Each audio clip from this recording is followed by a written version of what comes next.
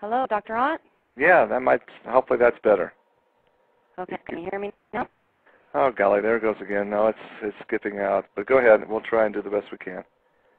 Okay. I'd like you to give us some history within your research. You've done a lot of looking into vaccines, aerosol.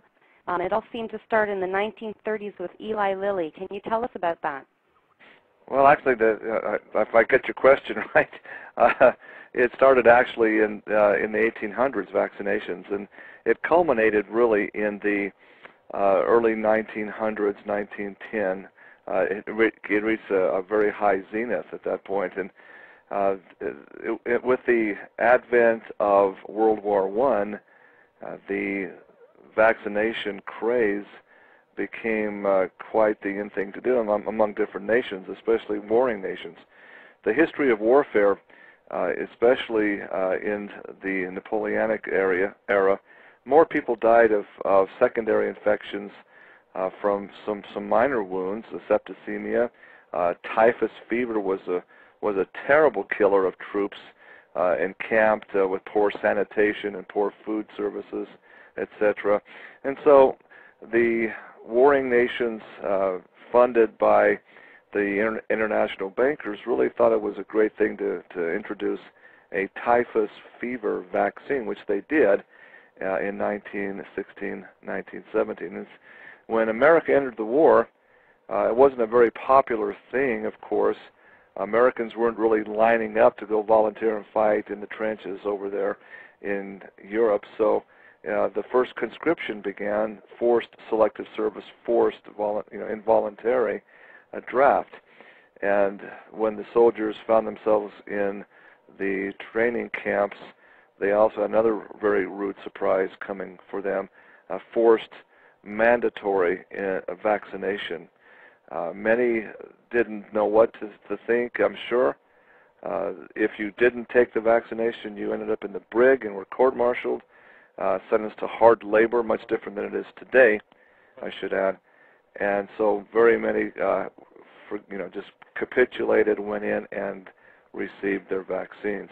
And if you follow how that typhus fever vaccine was produced in the first place, you then understand what really caused the so-called Spanish flu, influenza. It wasn't Spanish at all. It came out of the military bases around Kansas and around Fort Leavenworth, and centered. The outbreak began and was focused in two areas in Europe. The Spanish bases where the Allied troops were trained as well. The bases in England, and on the German side, this was an equal opportunity vaccine. The Rockefeller cartel also gave equal opportunity to the Kaiser's troops, and so they were all vaccinated as well.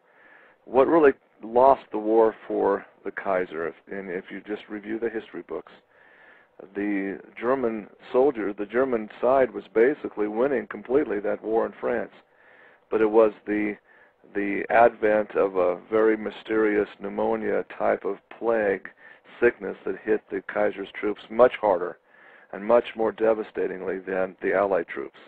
And that's what really ended up causing the tide to turn. Folks, this is the dirty, dark secret of history. One of them is that this pandemic of 1918 was in fact caused by a very, very deadly vaccine targeting typhus fever, but in reality it was contaminated with viruses. Now, back in 1918 they didn't know viruses. It was in the 1930s with the advent of the stronger microscope invented that they actually first saw the microscopic submicron particles, and others that they found was a viral structure. So they were just thinking wrongfully that typhus fever was bacterial based and had no idea that there was such a thing as viruses. You got to understand that this typhus fever vaccine started from infected human sores with typhus pus and pustules that were transferred into pigs as hosts, swine, they made injections on the back and underbelly of pigs to brew basically some more pustules, which are then transferred to incubate in chicken eggs. So there's the link from chickens, the bird influenza, transferred genetically into the swine and then into the human host again by vaccination.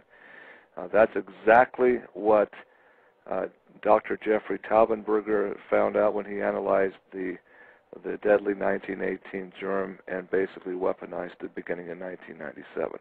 Now, how's that for the beginning introduction to the content of the show?